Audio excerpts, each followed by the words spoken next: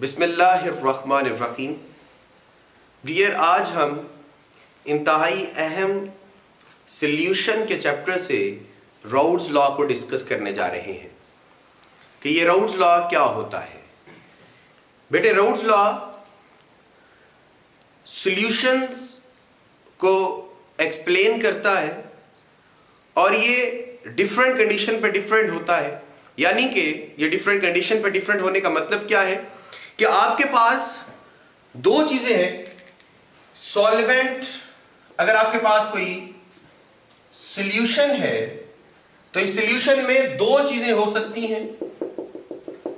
एक बेटा इसका सॉल्वेंट होगा और एक सॉल्यूट होगा। बेटे, सॉल्वेंट भी दो तरह का हो सकता है और सॉल्यूट भी दो तरह का हो सकता है। यानी कि सॉल्वेंट वोलाटाइल और नॉन वोलाटाइल हो सकता है। सॉल्वेंट वोलाटाइल भी हो सकता है और नॉन वोलाटाइल भी हो सकता है। इसी तरह सॉल्यूट जो है बेटा, ये भी वोलाटाइल और नॉन वोलाटाइल हो सकता है। अब सवाल यह है कि वोलाटाइल क्या होता है और नॉन वोलाटाइल क्या होता है। बेटे, अगर आपने कोई एक बीकर लिया, यहां पे दूसरा बीकर लिया, इसमें बेटे आपने पेट्रोल डाल दिया, गैसोलीन जो हमारी है, और इसके अंदर आपने वाटर भर दिया। इसके अंदर क्या डाल दिया है? गैसोलीन, पेट्रोल, गैसोलीन डाल दी है और इसमें आपने वाटर डाल दिया है और ये दोनों रूम टेम्परेचर पे पड़े हैं। कुछ देर के बाद, घंटे के बाद वापस आएंगे तो बेटा ये जो गैसोलीन पेट्रोल वाला बीकर है ये खाली होगा, पेट्रोल रूम टेम्परेचर पे ही वेपर बन के उड़ गया होगा, लिक्विड नहीं रहेगा, बल्कि ये किसमें कन्वर्ट हो जाएगा? खुद ब खुद किसके अंदर? लिक्विड से गैस के अंदर। और कहां पे होगा? रूम टेम्परेचर पे। लेकिन जो वाटर है बेटे, ये रूम टेम्परेचर पे जिस तरह लिक्विड छोड़ के गए थे ये उसी तरह का होगा। इसमें अगर कुछ वेपर बाहर भी निकले इवेपोरेशन की वजह से तो बेटे वो क्या होंगे? वापिस चले जाएंगे। तो बेटा ऐसा लिक्विड जो रूम टेम्परेचर से लिक्विड, रूम टेम्परेचर पे लिक्विड से गैस में कन्वर्ट हो जाए तो हम ऐसे सॉल्यूशन को या ऐसी चीज को वोलाटाइल चीज कहते हैं। मेरा ख्याल मेरी बात समझ गए होंगे, वोलाटाइल किसे कहते हैं। तो बेटा इसे हम क्या कहते हैं? वोलाटाइल। और जो रूम टेम्परेचर पे लिक्विड से गैस में कन्वर्ट होकर खत्म नहीं हो रहा, हम उसे क्या कहेंगे? Non volatile. तो आपका राउल्ट्स लॉ इन दोनों को एक्सप्लेन करता है, वोलाटाइल को और नॉन वोलाटाइल को। राउल्ट्स लॉ दरअसल सॉल्यूशंस के लिए लॉ है और सॉल्यूशन में दो चीजें हो सकती हैं, सॉल्वेंट और सॉल्यूट। सॉल्वेंट भी दो तरह का हो सकता है और सॉल्यूट भी दो तरह का हो सकता है। यानी कि आपका सॉल्वेंट भी वोलाटाइल हो सकता है और सॉल्यूट भी वोलाटाइल हो सकता है। अभी जो बात मैंने कही है इसको मैं दोबारा एक्सप्लेन कर देता हूं कि हमारा जो राउल्ट्स लॉ है ये सॉल्यूशंस के लिए है। सॉल्यूशन में दो चीजें होती हैं, एक सॉल्वेंट और दूसरा सॉल्यूट। नेचर के एतबार से सॉल्वेंट भी दो तरह का हो सकता है, वोलाटाइल और नॉन वोलाटाइल। इसी तरह आपका सॉल्यूट भी दो तरह का हो सकता है, वोलाटाइल और नॉन वोलाटाइल। बेटे ये चीजें, और वोलाटाइल और नॉन वोलाटाइल मैं बता चुका हूं, ये चीजें यहां पे एक्सप्लेन करना जरूरी था। और अब हम स्टार्ट करते हैं राउल्ट्स लॉ। आप ये समझ गए हैं कि ये चीजें जो इससे पहले मैंने डिस्कस की है वो राउल्ट्स लॉ का पार्ट नहीं थी, सिर्फ राउल्ट्स लॉ की बेस रखने के लिए मैंने चीजें बताया है। राउल्ट्स लॉ किसे एक्सप्लेन करता है? सॉल्यूशन को। सॉल्यूशन में दो कंपोनेंट्स होते हैं, एक सॉल्वेंट होता है, सॉल्यूट होता है। सॉल्वेंट दो तरह का हो सकता है, वोलाटाइल और नॉन वोलाटाइल। सॉल्यूट भी दो तरह का हो सकता है, वोलाटाइल और नॉन वोलाटाइल। अब राउल्ट्स लॉ जब सॉल्यूशन को एक्सप्लेन करेगा तो उसका केस नंबर 1 ये हो सकता है both solvent and solute are volatile। Case number 1 ये हो सकता है बेटा। केस नंबर 2 ये हो सकता है both solvent and solute are non volatile। बेटा राउल्स लॉ में 2 केस और भी हो सकते हैं, यानी कि सॉल्वेंट वोलाटाइल हो जाए, सोल्यूट नॉन वोलाटाइल हो जाए, या फिर सॉल्वेंट नॉन वोलाटाइल और सोल्यूट वोलाटाइल हो जाए। लेकिन जो मैंने आज केस डिस्कस करना है आपके साथ, आज का टॉपिक वो होगा Raoult's law for the both solute and solvent are non volatile. ये वाला केस जो है आज हम डिस्कस करने जा रहे हैं। मेरा ख्याल है कि मैं अपनी बात समझाने में कामयाब हो चुका हूं कि हम राउल्स लॉ का केस नंबर 1 जो है वो डिस्कस कर रहे हैं। और यहां पे ये बात याद रखिएगा, बहुत अहम बात है। अगर राउल्स लॉ हम डायरेक्ट लिखना शुरू कर देंगे तो ये एक्सेप्टेबल नहीं होगा। तो हमें पहले ये बताना है कि आप राउल्स लॉ का कौन सा केस डिस्कस कर रहे हैं। तो बेटा जो मैं आज केस डिस्कस कर रहा हूं वो उस सूरत में है जब both solvent and solute are non volatile. ये वाला केस आज हम डिस्कस करेंगे। तो बेटे मैं सबसे पहले एक बीकर ले रहा हूं। अब बात को बहुत ध्यान से समझिएगा कि सबसे पहले मैंने एक बीकर लिया है बेटे, इसके अंदर मैंने वाटर को ऐड कर दिया है। ये यहां पे वाटर ऐड कर रहा हूं और ये हमारा क्या है, सॉल्वेंट। और मैं समझाने के लिए बता रहा हूं कि सॉल्वेंट में वाटर ले रहा हूं। सॉल्वेंट क्या ले रहा हूं, वाटर, समझ जाए। अब बेटे जब ये प्योर सॉल्वेंट है, इस वक्त हमने इसके अंदर कोई सोल्यूट ऐड नहीं किया, यानी कि सॉल्यूशन नहीं बनाया, तो बेटे इस वक्त भी इसकी सरफेस से कुछ वेपर बाहर निकल रहे हैं और इन वेपर का कोई ना कोई वेपर प्रेशर मौजूद है।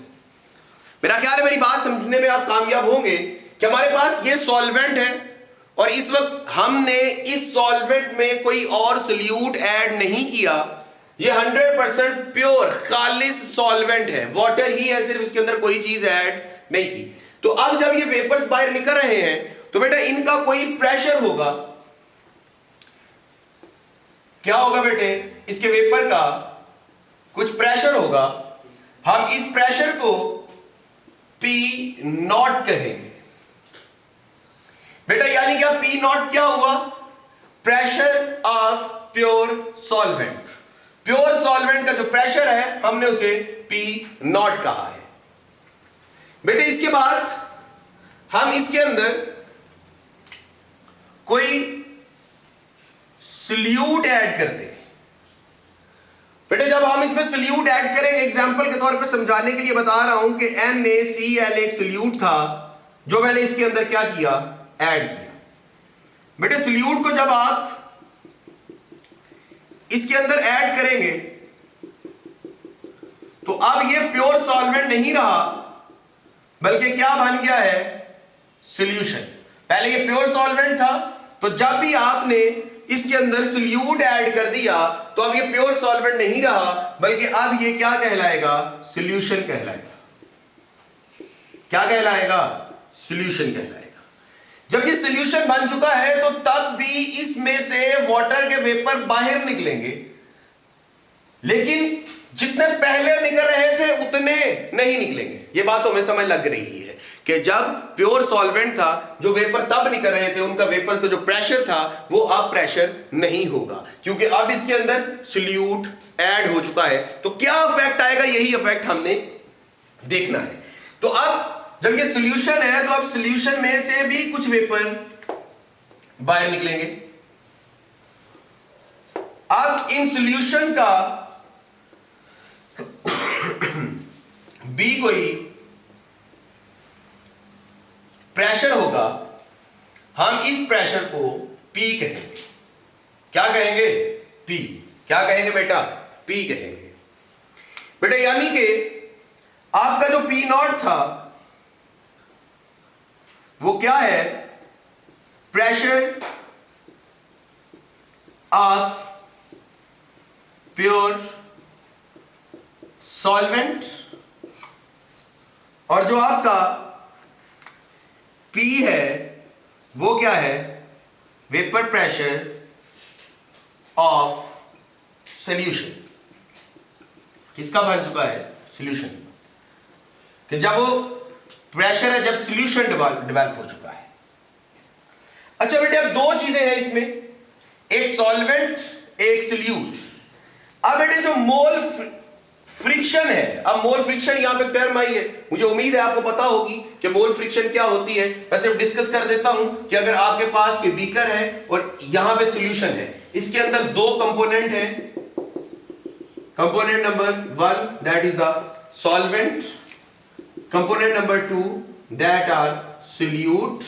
अब अगर आप क्या करें, आपने मोल फ्रिक्शन निकालनी है, तो अगर x की मोल फ्रिक्शन निकालनी है तो x1 is equal to number of mole of 1, यानी कि पहले की अगर मोल फ्रिक्शन निकालनी हो तो डिवाइड कर देंगे nt पे।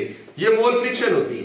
बेटा इस पे कहेंगे तो हम इंशाल्लाह पूरा लेक्चर कर लेंगे, लेकिन यहां पे बात समझ जाए कि मोल फ्रिक्शन जो होती है ये बराबर होती है जिसकी आप मोल फ्रिक्शन फाइंड कर रहे हैं उसके नंबर को टोटल नंबर ऑफ मोल पे क्या कर देना होता है? डिवाइड कर देना होता है, और ये मोल फ्रिक्शन आ जाती है। तो इसके ऊपर अलग लेक्चर हो सकता है, लेकिन यहां पे आप सिर्फ ये बात याद रखें कि मोल फ्रिक्शन को x से प्रेजेंट करते हैं। तो अब देखो इसका जो सॉल्वेंट था, प्योर सॉल्वेंट, इसकी मोल फ्रिक्शन को हम x1 कहेंगे। क्या कहेंगे? x1। और जो हमने सॉल्यूट ऐड किया है इसकी मोल फ्रिक्शन को x2 कहेंगे। अब ये x2 क्या है? x1 mole friction of solvent, और ये क्या है? Mole fraction of solute. यानी कि मैं यहां पे लिख रहा हूं कि आपने जो x1 लिखा है ये क्या है?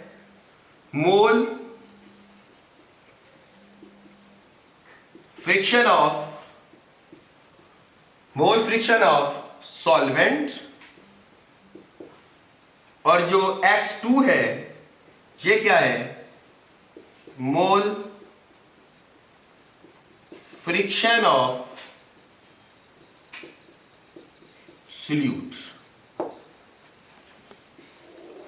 यहां तक मेरा ख्याल आप बात समझ गए होंगे। बेटा मैंने 4 चीजें डिस्कस की हैं, मुझे उम्मीद है कि कुछ चीजें आपको समझ आई होंगी। मैं दोबारा से एक दफा बता देता हूं। हमने कहा है रोल्स लॉ पढ़ रहे हैं किसके लिए? Both solvent and solute are non volatile. तो मैंने सॉल्वेंट लिया, उसका कुछ प्रेशर था जिसे मैंने P नॉट कहा, फिर मैंने उसके अंदर सॉल्यूट डाला तो अब इसका प्रेशर हो गया जिसको मैंने P कहा। उसके बाद मैंने कहा कि आपका जो प्रेशर है P नॉट, ये क्या? Pressure of pure solvent, pressure of solution. और x1 क्या है? Mole fraction of solvent, x2 क्या है? Mole fraction of solute. जब मेरे पास ये डाटा तैयार हो गया है तो अब मैं राउल्स लॉ को, पहली राउल्स लॉ की डेफिनेशन लिख रहा हूं जी। राउल्स लॉ कहता है कि pressure of vapour when solution are form is equal to the mole pure pressure of solvent multiply by mole friction of solvent. यहां तक बात समझ आई है जी। मैंने क्या कहा है कि राउल्स ने कहा जो किसी सॉल्यूशन के वेपर का प्रेशर होगा वो बराबर होगा किसके? Pressure of pure solvent multiply by mole friction of solute. अब बेटे जो मोल फ्रिक्शन होती है x1 mole friction of solvent plus x2 mole friction of solute, इन दोनों को अगर हम ऐड कर दें तो याद रखें ये 1 के बराबर होगा।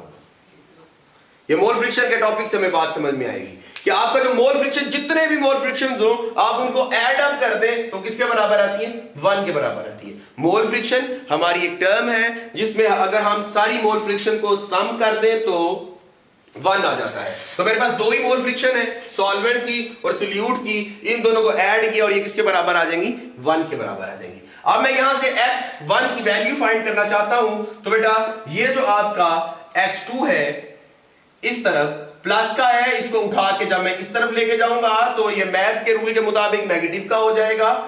तो x1 is equal to 1 minus sorry x2, तो ये वैल्यू बन जाएगी x1 की, यानी कि आपका जो x1 है, x1 mole friction of solvent बराबर होगा 1 minus x2 mole friction of solute के। अब इस x1 की जगह पे x1 की वैल्यू पुट कर देनी है। देखो ये वाला x1 है, तो x1 बराबर किसके, 1 माइनस x2 के, तो इस x1 की जगह पे ये वैल्यू पुट कर देंगे तो हमारे पास जो वैल्यू आएगी वो आएगी p is equal to p not into, अब इस x1 की जगह पे ये वाली वैल्यू जो x1 की वैल्यू थी वो लिख रहा हूं 1 माइनस x2। अब हमको पता है x2 क्या है, मोल फ्रिक्शन ऑफ सोल्यूट। अब बेटा ये P नॉट यानी कि प्रेशर ऑफ सॉल्वेंट अंदर मल्टीप्लाई कर रहा है, तो हम इसे मल्टीप्लाई कर देते हैं। P इज इक्वल टू 1 से मल्टीप्लाई करेगा तो 1 ही P नॉट ही हो जाएगा, negative P not x2। Any problem? यहां से हमने चेंज प्रेशर में देखना है, यानी कि ये आपका सॉल्यूशन का प्रेशर था, ये आपका सॉल्वेंट का प्रेशर था, ये प्रेशर ऑफ सॉल्वेंट है, ये मोल फ्रिक्शन ऑफ सोल्यूट है। अब हमने यहां से चेंज फाइंड करना है, तो इस इक्वेशन को मैं रीअरेंज कर रहा हूं, ध्यान से देखिएगा। ये P, ये वाली टर्म आपकी P नॉट x2 इस तरफ माइनस की है, जब हम इसको इस तरफ लेके जाएंगे तो मैथ के रूल के मुताबिक ये किसकी हो जाएगी, प्लस की हो जाएगी, plus P not x2 is equal to P not. यहां तक बात समझ आ गई है? अब हमने प्रेशर्स में चेंज देखना है, इसलिए ये P और ये P हमने एक साइड पे लेके जाना है, तो ये वाला P इधर प्लस का है, जब इसको इस तरफ लेके जाएंगे तो ये माइनस का हो जाएगा, तो हमारे पास जो टर्म बन जाएगी वो होगी P not x2 is equal to P not minus P। अगर इस इक्वेशन को मैं इस तरह से लिख दूं कि P not minus P is equal to P not x2, तो बेटा देखो जब आपके प्योर सॉल्वेंट से माइनस कर दोगे सॉल्यूशन का प्रेशर तो ये क्या आ जाएगा, change in pressure. Change in pressure बराबर होगा किसके बेटे, P नॉट x2 के। तो बेटा यहां से एक डेफिनेशन राउल्स लॉ की हम यहां से करते हैं। एक डेफिनेशन हमने यहां पे की थी, वो क्या कहा था कि pressure of solution, vapor pressure of solution is equal to the pressure of pure solvent and mole friction of solvent। अब एक यहां पे टर्म कर रहे हैं बेटा, ये जो टर्म बनी है ये लोअरिंग ऑफ वेपर प्रेशर है, जो प्रेशर कम हुआ है इसे हम क्या कहते हैं, लोअरिंग ऑफ वेपर प्रेशर। तो यहां पे चेंज इन प्रेशर या लोअरिंग प्रेशर डायरेक्टली प्रोपोर्शनल हो रहा है किसके, मोल फ्रिक्शन ऑफ सोल्यूट के।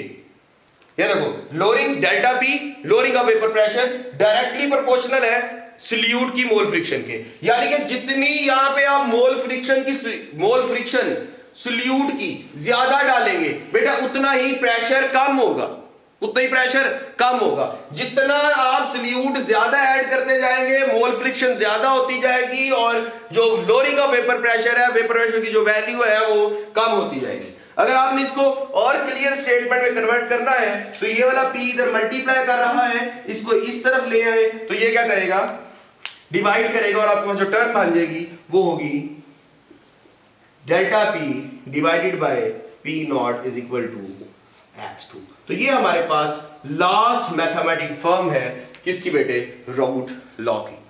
तो अब बेटे पूरी कहानियां आपने राउट लॉ की समझ ली, लेकिन मुझे लगता है कि आप इसकी अभी तक रूट को नहीं समझ पाए होंगे कि हमने किया क्या है। बेटे दरअसल अब बात समझाता हूं आपको, तवज्जो से सुनना, अहम तरीन बात है। याद तो हमने यहां तक करना है, अब आपके कॉन्सेप्ट के लिए ठीक कर रहा हूं आपको कि बेटे ये सॉल्वेंट के अंदर जब आपने NaCl डाला तो जितना इसका पहले प्रेशर था, अब प्रेशर क्या हो गया, कम हो गया। क्यों हुआ? अब सवाल ये है कि ये लोअरिंग ऑफ वेपर प्रेशर की रीजन क्या है। राउड ने कहा था कि नॉन वोलाटाइल सॉल्यूट में जब नॉन वोलाटाइल सॉल्वेंट डालेंगे तो इससे जो पहले प्रेशर निकल रहे, जो पहले प्रेशर था वेपर का, वो क्या हो जाएगा, कम हो जाएगा। यहां से दोबारा समझे कि आपके पास एक बीकर है, बीकर से यहां से इसमें वाटर है, इससे इसका कुछ प्रेशर है P0। फिर आप क्या करेंगे, इसके अंदर कोई सोल्यूट NaCl ऐड कर दिया, let's suppose that is water. जो आपका सॉल्वेंट था वो वाटर था, अब आपने इसके अंदर NaCl ऐड कर दिया है, तो जितना पहले ये प्रेशर था, अब प्रेशर क्या हो जाएगा, P। क्या हो जाएगा, P, ये प्रेशर ऑफ सॉल्यूशन। तो याद रखो प्रेशर ऑफ सॉल्यूशन इस केस के अंदर बोथ सॉल्वेंट एंड सॉल्यूट और नॉन वोलेटाइल के अंदर प्रेशर ऑफ सॉल्यूशन बेटा लेसर होगा प्योर सॉल्वेंट के प्रेशर से। ये बात समझ में आती है? ये आपको लिखना नहीं है किसी जगह पे, कॉन्सेप्ट समझा रहा हूं, आपको असल चीज समझ लग जाए कि प्रेशर ऑफ सॉल्यूशन जो है वो लेसर होगा किससे बेटे, P0 से। यहां आप इसको ऐसे भी लिख सकते हैं कि pressure of pure solvent greater होगा किससे, सॉल्यूशन से। तो अब ये दोनों एक ही बात है जी, केस नंबर 1 और केस नंबर 2 दोनों सेम है। तो अब आपके ज़हन में होगा कि ऐसा क्यों हुआ है। तो बेटे इसलिए हुआ है कि वाटर का देखो, पहले वाटर आपस में ये पार्शियल नेगेटिव, ये पार्शियल पॉजिटिव, ये पार्शियल पॉजिटिव। अब आपका जो NaCl आपने डाला है उसका Na पॉजिटिव यहां पे आ जाएगा, वाटर का नेगेटिव ऑक्सीजन यहां पे आ जाएगा। अब ये जो सोडियम है, इन पहले वाटर में बॉन्डिंग थी, अब पॉजिटिव सोडियम और नेगेटिव ऑक्सीजन के दरमियान में भी क्या हो गई है, बॉन्डिंग हो गई है। इसी तरह ही इस वाटर का ये वाला ऑक्सीजन भी इस तरह घेर लेगा, इस तरह सोडियम को कौन घेर लेगा, वाटर के ऑक्सीजन। और अब जो क्लोरीन थी उसकी तरफ सारे के सारे वाटर के क्या हो जाएंगे,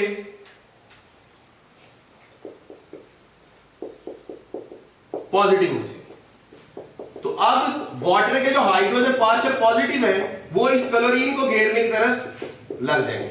मेरी बात समझ लगी? और इसी तरह कहेंगे NaCl डिसॉल्व हो गया, सॉल्यूशन बनेगी तब ये फॉर्म आ जाएगी। तो बेटा पहले वाटर के मालिक लजात थे, कोई रोकने वाला, कोई टोकने वाला, कोई ने रोक नहीं रहा था, जिधर को जी चाहता था भाग जाते थे, लेकिन अब ऐसा नहीं है। अब इनको काम मिल गया, इसलिए कहते हैं फारिग रहना कोई अच्छी बात नहीं, कोई ना कोई काम करो। फारिग रहते हो तो बहुत ज्यादा खराब हो जाते हो, ऐसे ही बाइक को घूमते रहोगे, घर नहीं बैठोगे, पढ़ोगे नहीं, तो फारिग रहने के ये नुकसान आता है। तो बेटा फारिग नहीं रहना, फारिग रहोगे तो बाइक निकालने को दुनिया घूमेगी, प्रेशर ज्यादा होगा। लेकिन जब भी आपके अंदर NaCl यहाँ पे दाखिल किया तो अब जो फारिग वाटर के मालिक होते हैं उन्होंने किस काम पे लग गए, NaCl को घेरने पे। अब इनके दरमियान में बॉन्डिंग मजबूत हो जाएगी, तो जितने वाटर के मालिक पहले बाहर निकल रहे थे अब उतने बाहर नहीं निकलेंगे। इस वजह से इनका जो प्रेशर है हम कहते हैं pressure of solution lesser than the pure solvent, या हम कहते हैं pressure of pure solvent greater than the pressure of solution. तो बेटा ये हमारा आज का टॉपिक था, राउड लॉ।